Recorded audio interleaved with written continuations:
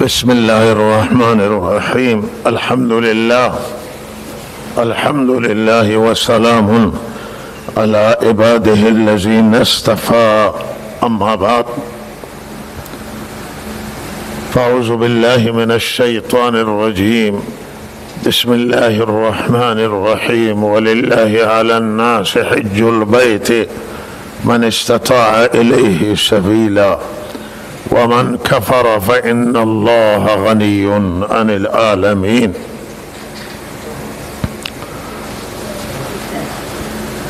بسیار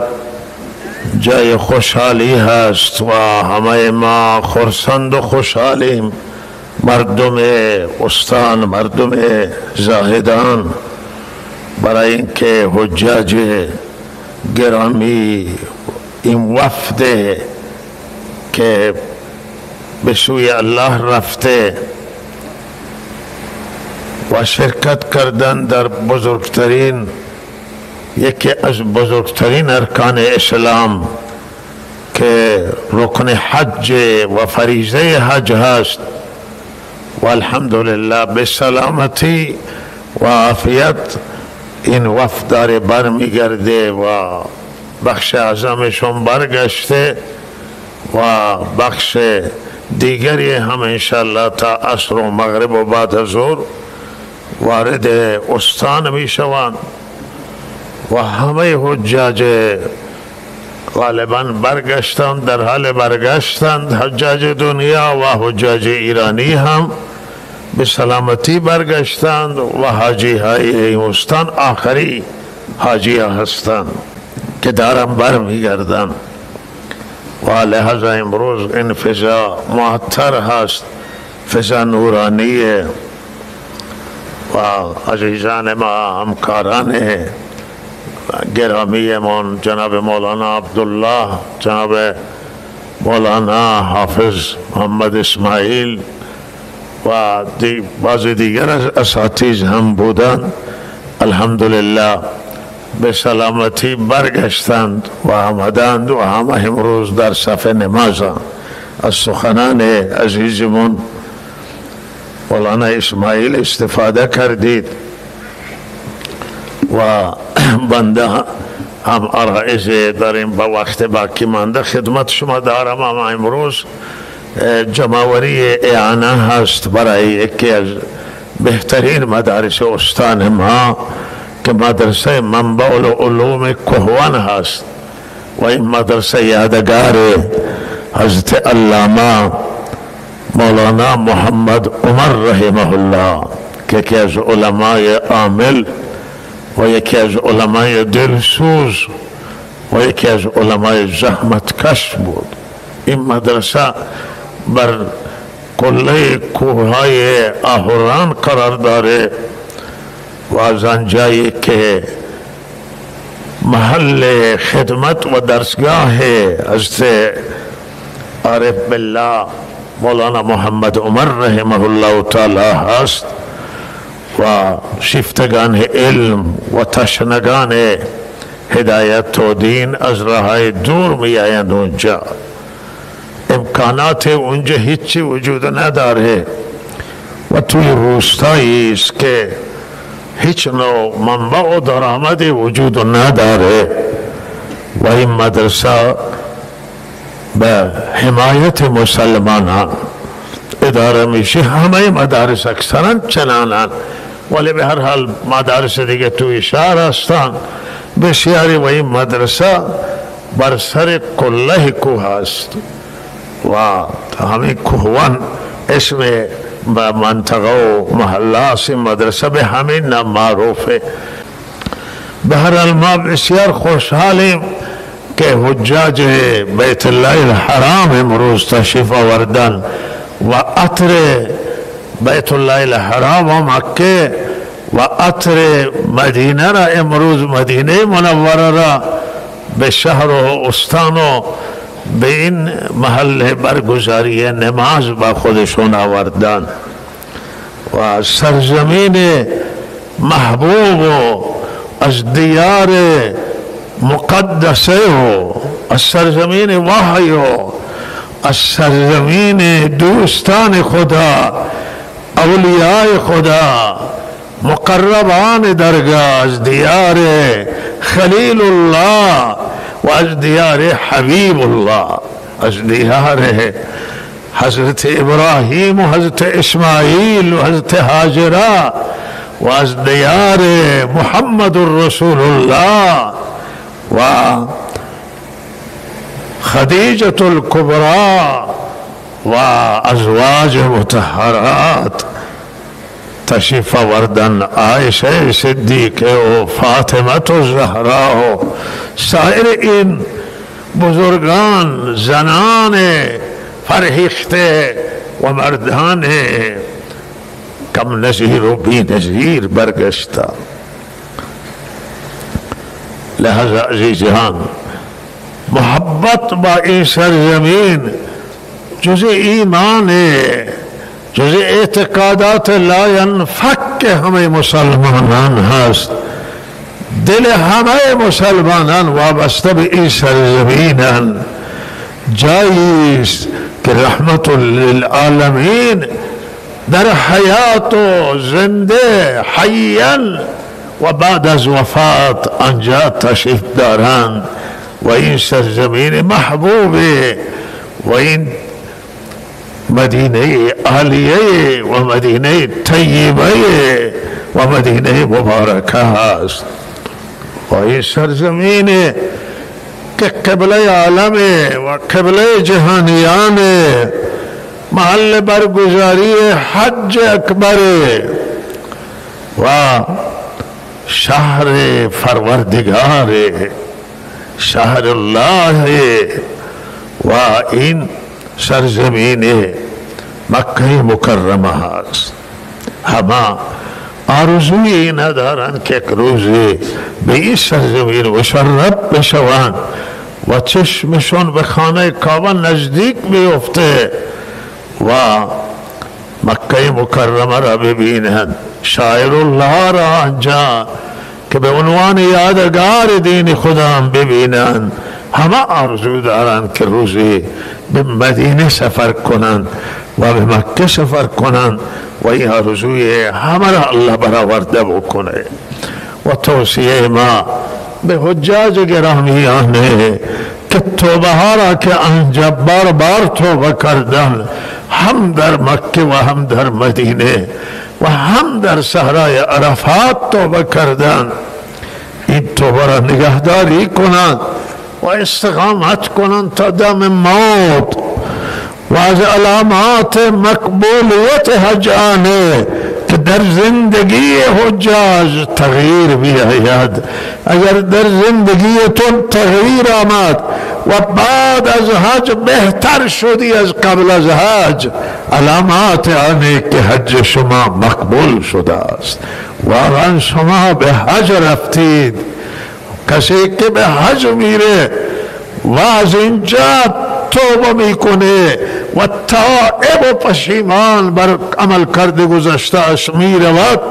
دیگه بعد از این که مشرف به حج شده و توبه کرده باید زندگیش تغییر بخوره، باید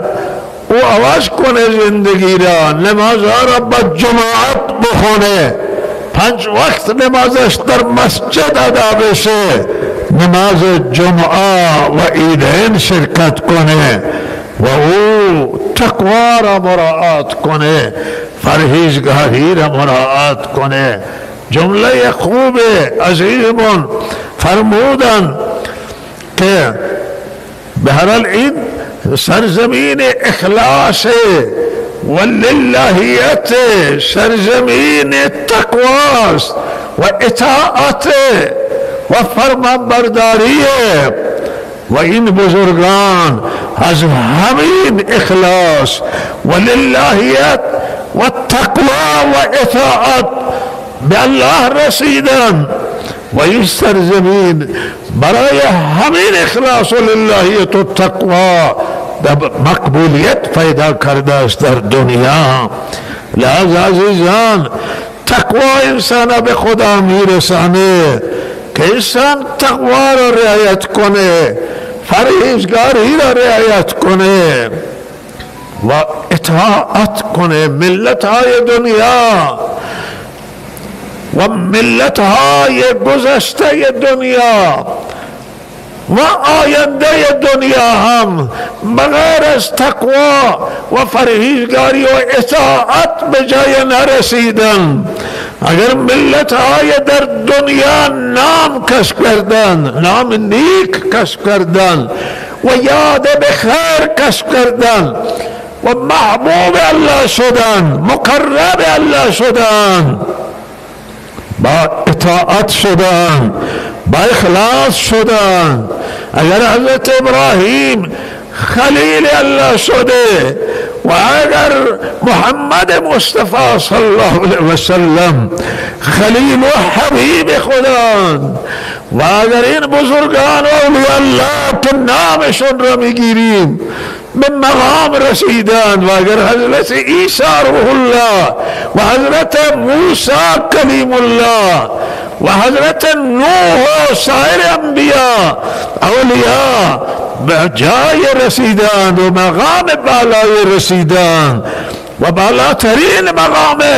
را کسب کردند و از فرشتگان مقرب جلو رفتند با اطاعت، با فرمان برداری، با ایمان و اخلاص و للهیت اینها رسیدند. اینها زحمت کشیدند، نه تنها زحمت بلکه اخلاص برای الله کار کردند، بلکه تقوا و پرهیزگاری سر تسلیم را به بارگاه خدا فرود آوردند. انسان به مال به جای نمیرسه،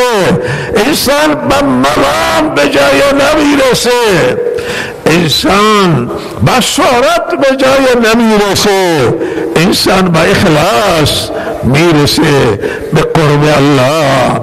با للهیت، با تقوا پرهیزگاری انسان میرسه. و الله تعالی من شما را توفیق عنایت کنه. توصیه مانه که حجاج گرامی استقامت کنن بر توبه و زندگیشون تغییر ایجاد کنن و عبادت های را که در این سفر انجام دادن به هر حال داشته باشند و انشاءالله شب عبادت کردن، نماز تهجد بخونند،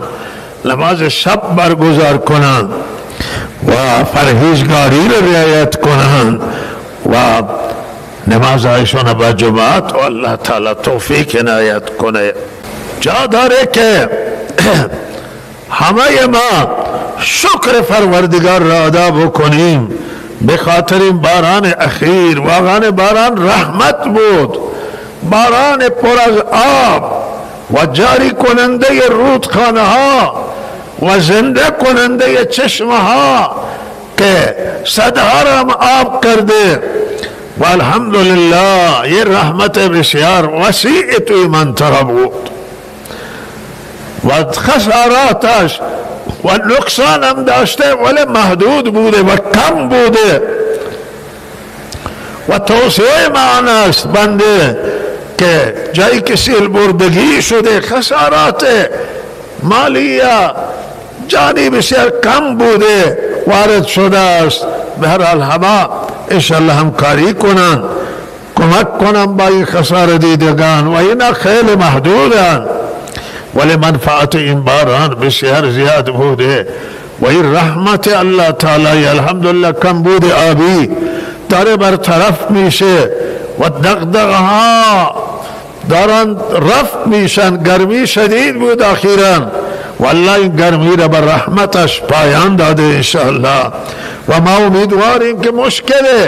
سیستان و زاهدان برای آب شرب و سیستان برای شرب و کشاورزی ما امیدواریم که انشاءالله برطرف بشه و رفع بشه با بارانهای اخیری که به هر حال در مناطق دور و نزدیک آمده است و انشاءالله مجده اندازه رسیده و امیدوار هستیم که انشاءالله مشکلات کمبود آب برطرف بشه. به هر حال اگر هنوز هم نیاز به رحمت الهی است ولی تا یک حد الحمدلله برطرف کننده بوده این باران اخیر مشکلات را. و ما همه با شکر الله را با دلمون به رحمت الله و نعمت الله اقرار کنیم و با زبانمون و با عملمون شکر نعمت ها را به جا بیاوریم. محرم هست و آمده، ما در آستانه ماه محرم قرار داریم و به هر حال شهادت مظلومانه سیدنا علی رضی الله تعالی عنه را در رمضان داشتیم و چه انسانهایی را، چه باید افراد، چه ناکسان، چه آدمان فست و ذلیل و خار دست به ریختن چه خونهای پاکی مثل سیدنا علی رضی الله تعالی عنه، مثل سیدنا عثمان رضی الله تعالی عنه، شهادت مظلومانه حضرت عثمان و شهادت در همین ذوالحجه و شهادت مظلومانه سیدنا عمر رضی الله تعالی عنه در محراب مسجد النبی. چه انسانهای والا مقام، چه انسانهای بزرگ به دست چه آدمان پست و ذلیل خار به شهادت رسیدند و شهادت سیدنا عثمان رضی الله ببخشید شهادت سیدنا حسین رضی الله تعالی عنه در دهم محرم داریم که چه انسانها مسلمان نماهای که نمایش اسلام را می دادن، اما چه جنایت هولناکی را به وجود آوردن و چه انسانهای لایق مانند سیدنا حسین رضی الله تعالی عنه فرزند رسول الله صلی الله علیه وسلم، فرزند سیدنا علی و فرزند سیدتنا حضرت زهرا را به شهادت رسوندند. و لحظه اینجا چند تا توصیه بنده دارم، صحبت ها بمانه برای هفته آینده، صحبت این قیام. علما حرف و عرائزم آنه که اهل بیت و خصوصا سیدنا حسین، سیدنا علی رضوان الله تعالی مجمعین متعلق به همه گرایش اسلامی، متعلق به همه مسلمانان، متعلق به همه انسانهای آزاده دنیا، بر روی این انسانهای شایسته فکر مثبت و اعتقاد مثبت دارن، متعلق به همه هستند و اهل بیت، محبت با اهل بیت جز مشترکات همه مسلمانان هست. و قیام امام حسین رضی الله تعالی عنه الگوی همه مسلمانان آزاده، مسلمانان دنیا و مردم آزاده دنیا از این قیام الگو میگیرند، چرا که امام حسین به اعتقاد همه ما، اعتقاد شیعه و سنی، اعتقاد همه گرایش ها انسان الگویی است و همه عشق می‌ورزیم و همه محبت میکنند و محبت دارم به سیدنا حسین رضی الله تعالی عنه. لہذا توصیه مانه، دو تا توصیه دارم.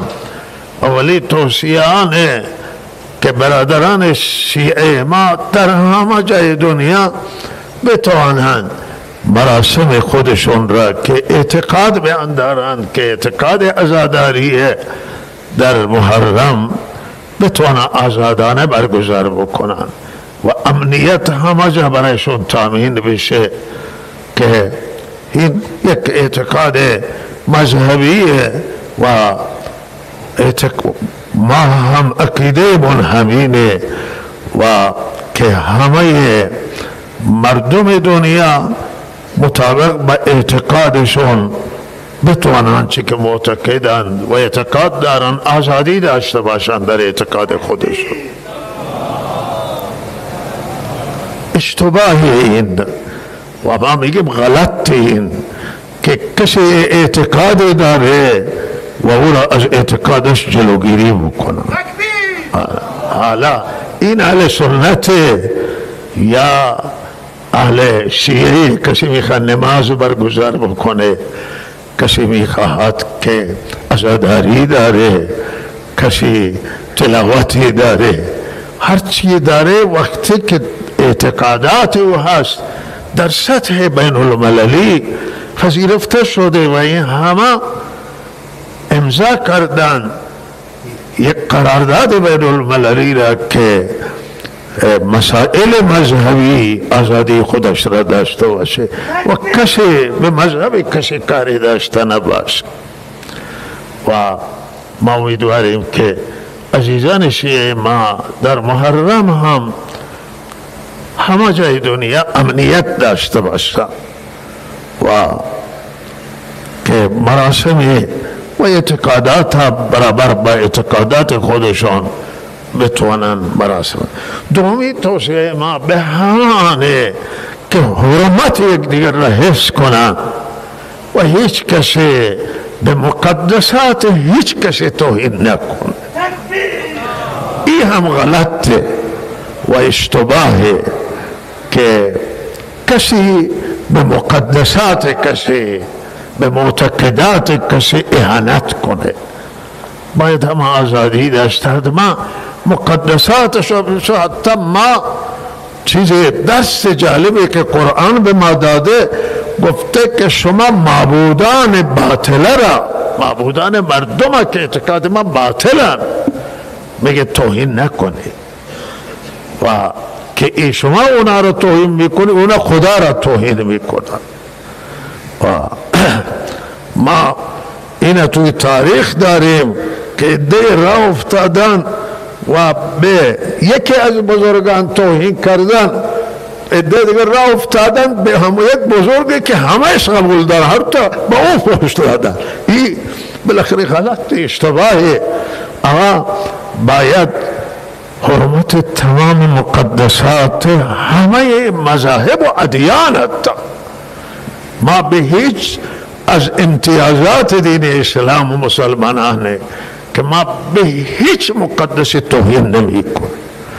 اما عده بی سواد و عده بی فرهنگ و اگر توهین میکنن و بالاخره